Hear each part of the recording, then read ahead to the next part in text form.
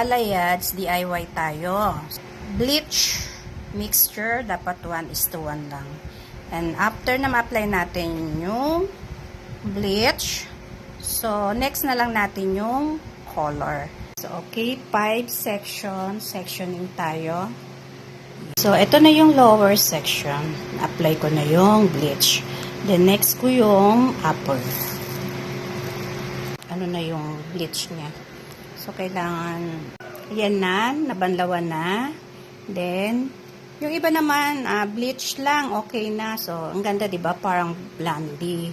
Highlights na blonde. Okay. So, ibo-blower natin. Then, after ma-blower, so, yung 3 colors na, i-apply natin.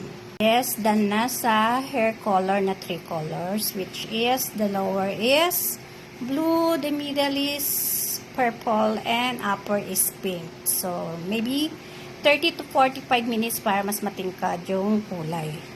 Lalagay ko sa description yung number ng hair color and number of oxidant na ginamit. Okay?